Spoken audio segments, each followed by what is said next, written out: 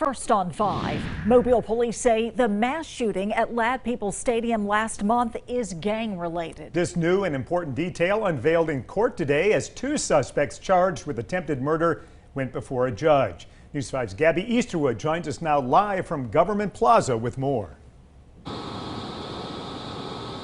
Well, that investigating detective that was in court today told the court that these 2 suspects are already known by police, and some of the slang and the nicknames that they are used or known by are also gang-related.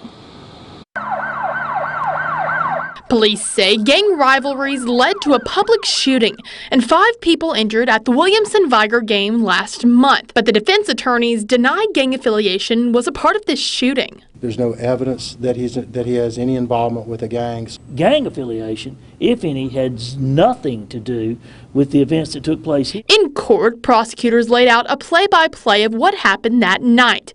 From the investigation and cameras at Ladd, the detective said that the 3 suspects, Jai Scott, the 15-year-old juvenile, and Hezekiah Belfon, who is still wanted, were all seen leaving the stadium after the 3rd quarter and sitting in Scott's car to smoke.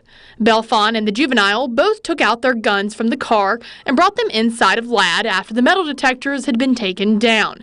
Nearing the end of the 4th quarter, Scott is seen arguing with one of the victims, Jacoby Morgan, near a concession stand. As the argument continues, Scott enters the ramp to leave, and 15 to 20 males with Morgan rounded the corner of the ramp and headed towards the 3 suspects. That's when Belfon got out his gun and shot. Scott's attorney argues that the attempted murder charge was too harsh. Mr. Scott, my client, did not have a gun.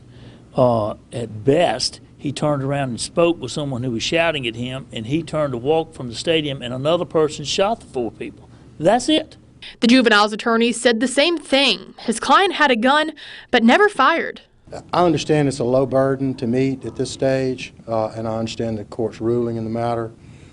Nevertheless, my client was simply present. He didn't shoot anybody. He didn't pull a gun on anybody. Now, the detective says that there are at least a dozen witnesses who have yet to come forward to Mobile police. As for these 2 cases, they will both be going to a grand jury. Live in downtown Mobile, Gabby Easterwood at WKRG News 5.